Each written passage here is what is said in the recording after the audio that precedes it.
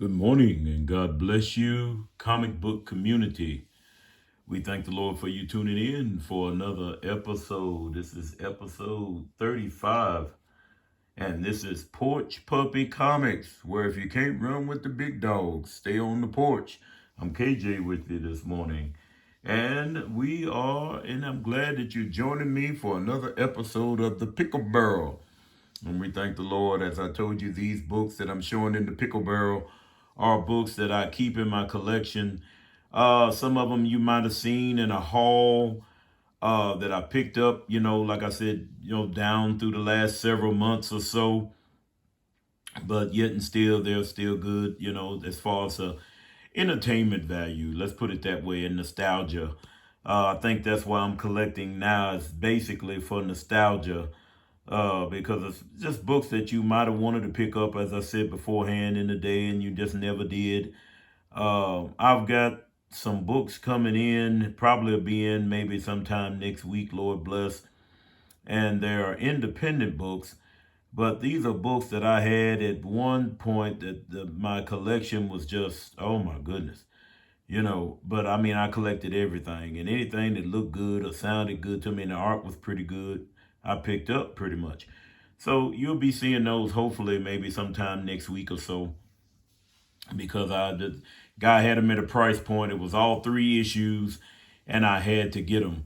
If you're able to look it up, comic book community, the name of the book is called Magnaman, the Last Superhero. It came out back in the late 80s. If I'm not mistaken, might have been early 90s. Don't hold me to it. But that's what it's called. And it's a Superman type character, but it's got a little different. And I mean, the art is not what you would call on par with what you see nowadays, but it was still a good book.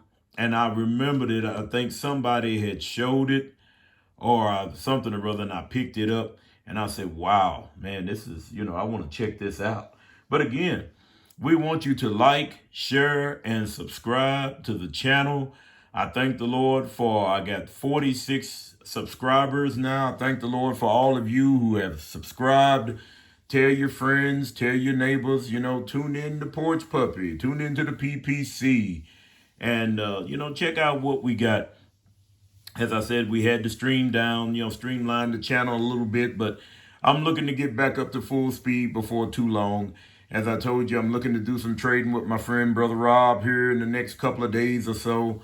And, hopefully I'll have some new stock coming in so you can look at and check out and we can all geek out together.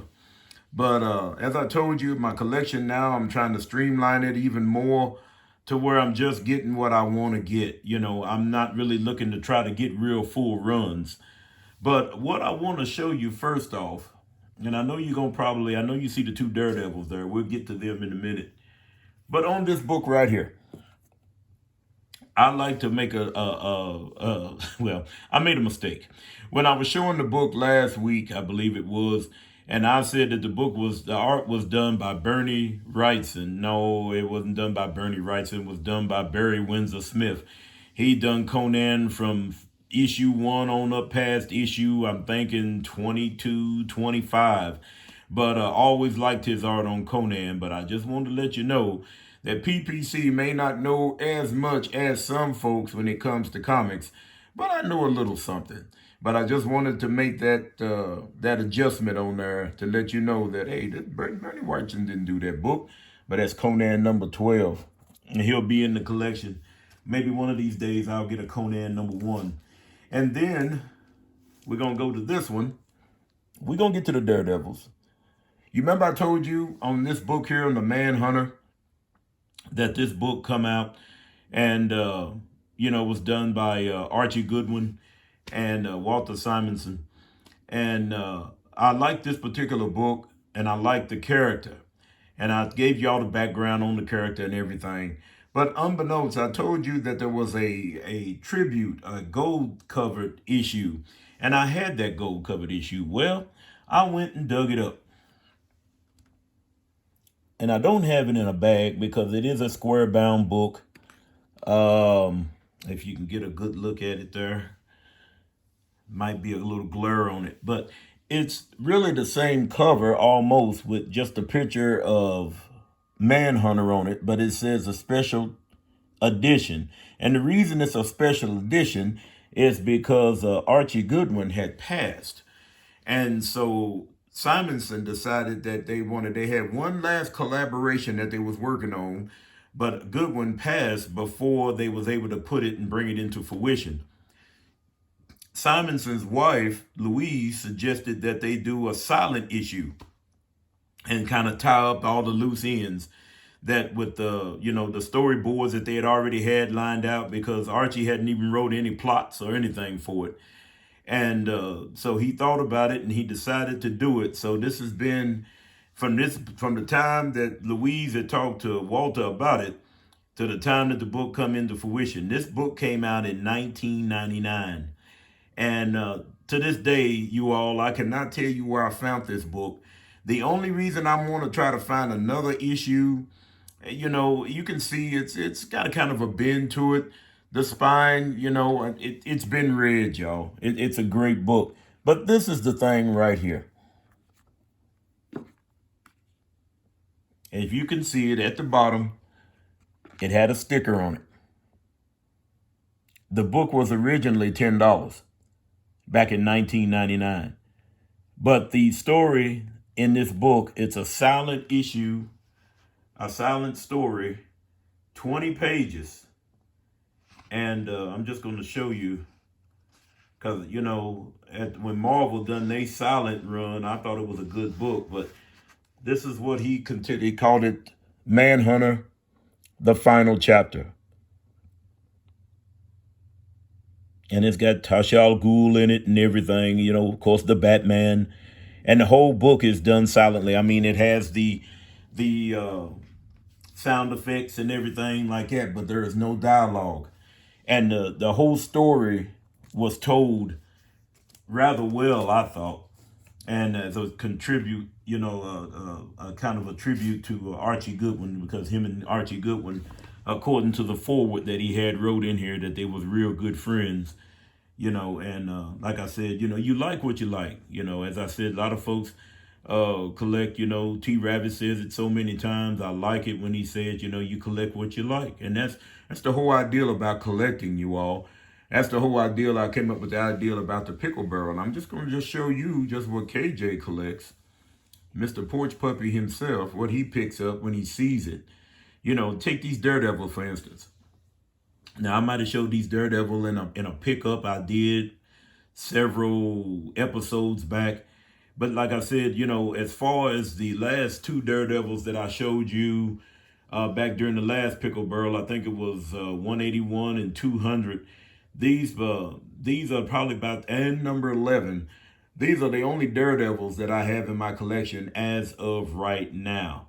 If I see some that's I can trade for some that's real good or at a good price point, or, and the condition, this condition here is nice. I'm digging it. One is a newsstand, the 146. And of course, it's got, the matchup of Bullseye and Daredevil. That's always a good matchup. Gladiator, I always thought he was an underused character. I always liked the concept. I liked his costume. And he always gave DD down, run for his money. I like this Daredevil 113 because I also liked it when they put in Black Widow. I like her as a character. I also like the 20-cent issues where they got them in the block, up here with the block. It's awesome. Y'all seen them. If you ever collected any Bronze Age, you see what I'm talking about with the block, how they put them in there when it's just real nice. It's real nice. So these are two of the books that I like in the Pickle Barrel today. Let us move on. On the docket, guys and girls, we have Uncanny X-Men Teen Titans. And we have What If. I like the What Ifs. I always like the What Ifs. This cover here, this What If is done by Frank Miller. I can't remember who done the interior art, But sometimes you got to go back when you collect stuff and you haven't really looked at them for a long time. You got to go in there and check them out. And I didn't realize that in this particular iteration of this What If Phoenix had not died. Of course, spoilers, you all. In this particular issue, in this What If, uh, Phoenix destroyed everything, killed each and every X-Men, just unmercifully, from Xavier on down. Reversed the fastball special that Colossus and Wolverine did, and it was wicked. Fried Kitty Pryde, not trying to be a poet, you all. Fried Kitty Pryde to a crisp, and took out Sentinels, took out Terax the Tamer. He's in here too. And then one thing led to another, and she just ended up just consuming the whole world. And the book here is nice. As I said, I like this iteration of the X-Men. I couldn't tell you who's in the roster of the X-Men right now, but hey, to each his own. This X-Men and Uncanny X-Men and Teen Titans, you wouldn't expect. You would think maybe X-Men and Justice League, but the Teen Titans were the premier super team in the 80s. And if I'm not mistaken, this book came out in 82, which is when a year before I graduated. This What If came out in 81. So these are some 80s books that I like, and if I see an X-Men, Uncanny X-Men and Teen Titans, you all, I've got two of them. I got one that's not a newsstand, and I have one that is a newsstand. Same way with the What If. I have one that's a newsstand and one that's not. These two are not the newsstands. But with this iteration of this book here, I enjoy it. And sometimes you just got to just stop and take the book out and, examine it and look at it and check it out. They got Dark Side in there. I think I might have showed a picture once before in this same book. Here's a picture of the Source Wall. It's Simonson at his best, you all. I know a lot of people, some people may not like Simonson. And I guess that's just like with me with JR. It's an acquired taste, So here is, check that out.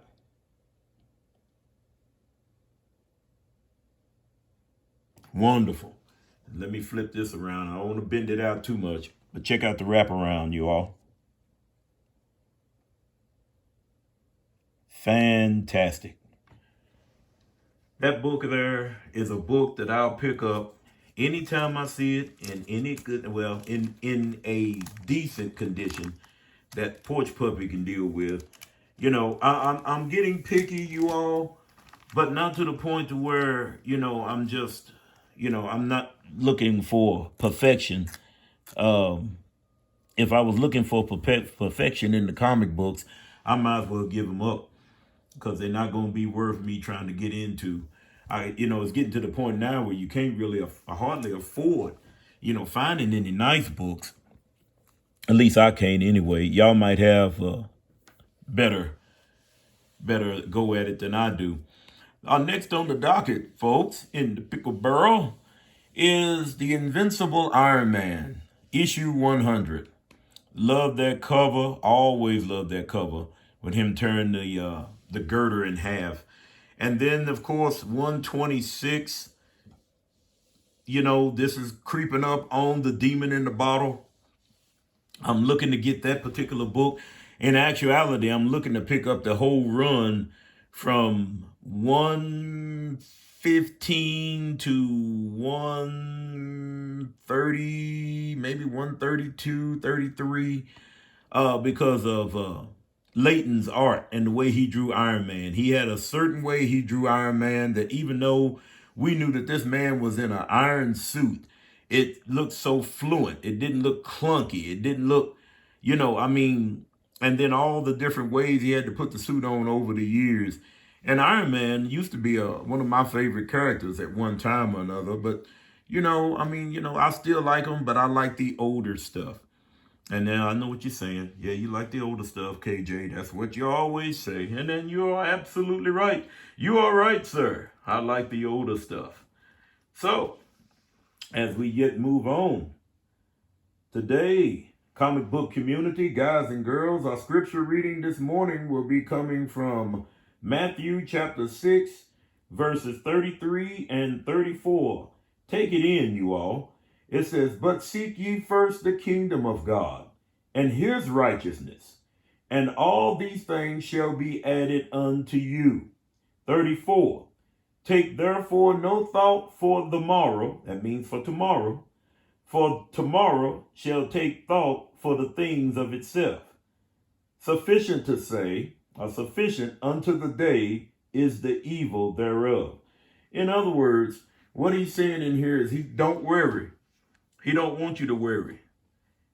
But he wants you to come to him because he takes away the worry. He takes away the pain.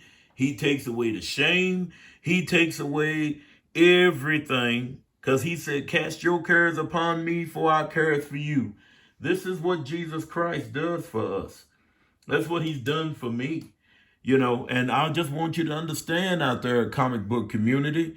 As I say, I'm yet praying for you. It's not something that I'm saying just to be saying it because I'd be lying. I'm praying for the community because I know that there's people out there that's all over this world, even those that may or may not hear or see or listen to the scriptures. There are people that are yet dealing with things, going through things. And as they're yet going through things, I'm just here to kind of help you, to encourage you, to let you know that Jesus Christ is the answer. He is the only way. He is the one that could come in and take that sorrow. He'll take that pain. If you let him have it, you got to give it to him. You can't find it in drugs. You can't find it in this. You can't find it in that. You can't find it in that man or that woman. You can't find it only through Jesus Christ. Because see, once he takes it, once you give it up, once you surrender and repent of your sins, you all, he will make you clean. He will make you new inside. And he said, what's on the inside, which will be Jesus Christ, taking the high seat in your life now. Look, he said, you can ask what you will. Because he said, give no thought for tomorrow. For tomorrow will take care of itself. That's why sometimes you'll always hear me say, if it be the will of the Lord, I'll be doing this. If it be the will of the Lord, I'll do that. Because tomorrow's not promised. So we got to make sure that we're doing things that's decent and in order. Like you said, when we talk about love, don't talk about the love that this world gives. This world that the love gives is faulty. It's a sham. It's a cover up. Only Jesus Christ can show you how to love. Show you, even with people that mistreat you and misuse you and treat you bad. That's in the scriptures too. Say all manner of things about you. Slander your name. Jesus won't do that. But people try to push him away in lieu of the things that they think. They'll listen to a movie star or an athlete or anybody like that before they'll go to the word or even listen to a preacher. I've got testimonies I can tell you from the time the Lord blessed me when I got saved on up to this point. And it was only through him that he blessed me to do it.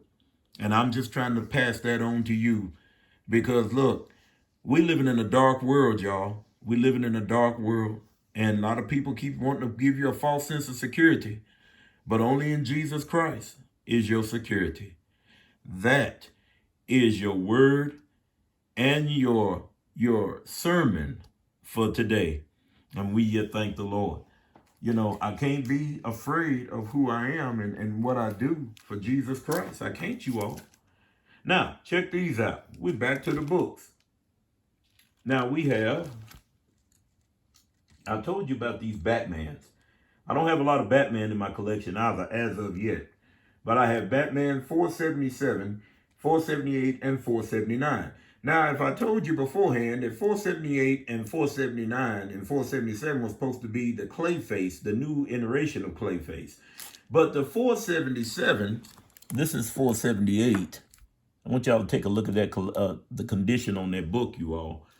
Now, according to this 477, it is a reprint of 408.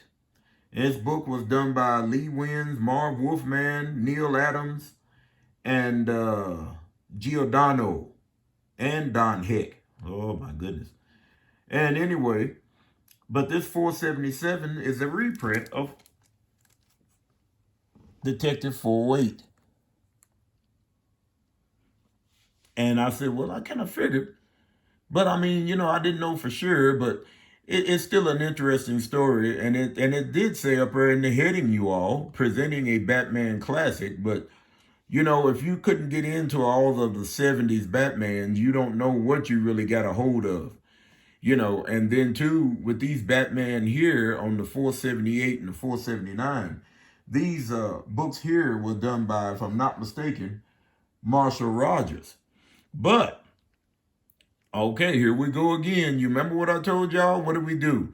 We had Steel, the Indestructible Man, 5-issue miniseries, 35-cent issues on up until issue number 5. Okay, we had Steel.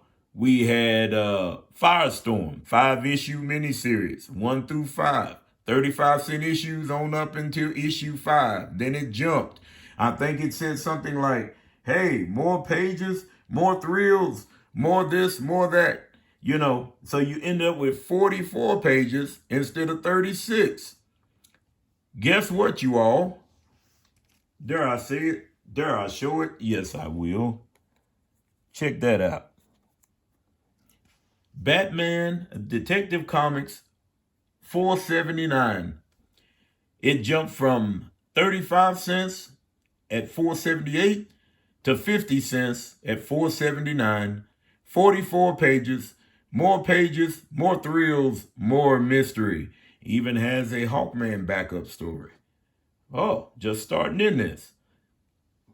Again, during the 1980 DC implosion, trying to get the jump on Marvel in the price change, and they jumped to 50 cents.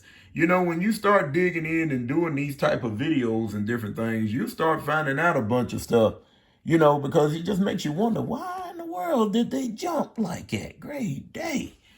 But as you can see, these Batman, Marshall Rogers is another artist I like. As I showed you in the Mr. Miracle, Marshall Rogers has some nice, real nice books. And I really enjoyed what he put out. His art was spectacular. Let me move these out of the way. So if y'all ever come up on them 80s Batman, and they price start out at 35 cents, then they jump. Take a real good look at them, because there's something going on. What as we say here at Porch Puppy Comics, Lord said you have splaining to do. And this is what's going on, you all. Now, coming up on the last bunch of books, which is only 4 more issues. Ladies and gentlemen, I present to you another character that I really like, in the person of Booster Gold, number 1 and number 2.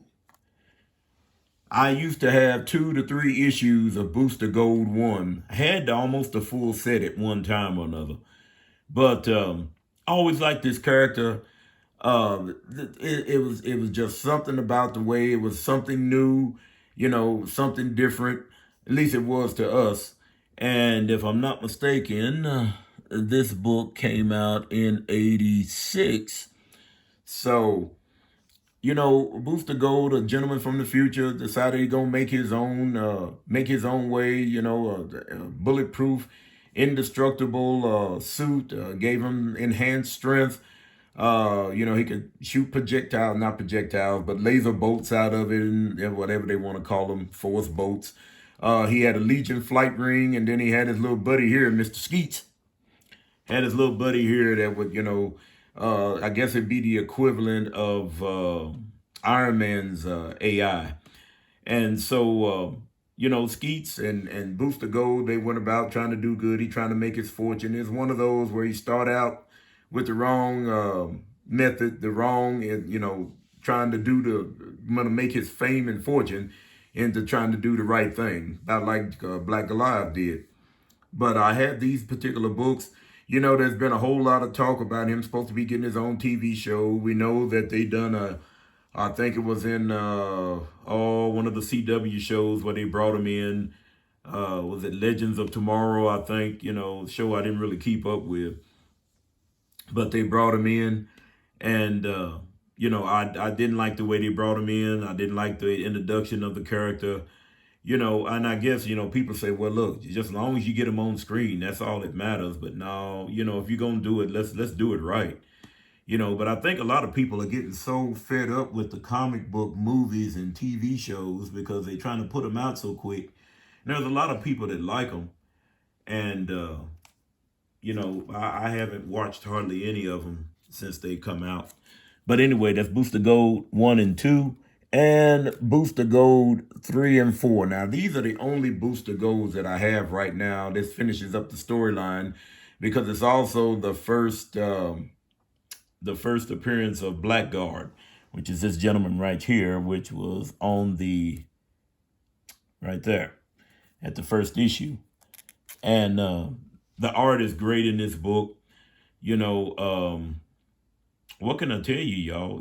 If you can pick these up and get them for a decent price, I guess, you got to be like if you're online. I haven't went to Whatnot and looked around or nothing like that. A lot of people was telling me about it. And, I got just enough time to really try to do these. And I get on eBay if I got a steal moment every now and then and look around a little bit. And, I said, wow, it seemed like the books are just going up and up and up. And if you go to your dollar bins now, unless you just going through and picking like I used to do, I mean, it wasn't nothing for me to go through and pick out a bunch of stuff just because maybe I haven't had it, or maybe, hey, I might be able to turn it around and trade it, somewhere down the road. But, you get a lot of folks that don't do a whole lot of trading anymore. And, and if they do trade, most of the time they're looking for the hot books. And in order for me to get the hot books, that means I would have to start getting the newer stuff, and I just don't do it. There's a few books that I'd like to have. But if I see them in a dollar box or something like that, or even a $2 box, I'll pick them up. But I mean, I still like collecting. I still enjoy it.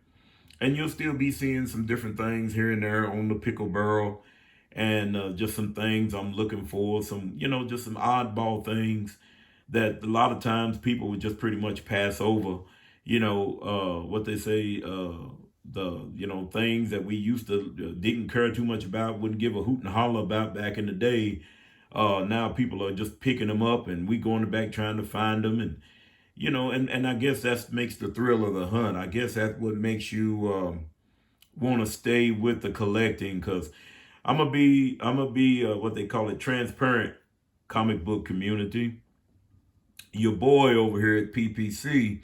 I guess sometimes I look at different stuff, and it don't take me long to want to go ahead and say, well, maybe I just ought to just hang it up, because I mean, I want it to still be fun. I still wanted to, when you went to go hunt for comic books, whether it was in the dollar bin or even in the back issues, and you hunting for books, and you find some at a decent price, you know, um, it was almost, it was like a thrill there. It was, that was the fun part, that you find about it. But now it just seems like it's not really, as fun as it used to be. And of course, you all out there in the community, I may be getting older. Don't let me put a damper on your parade, but it's just me.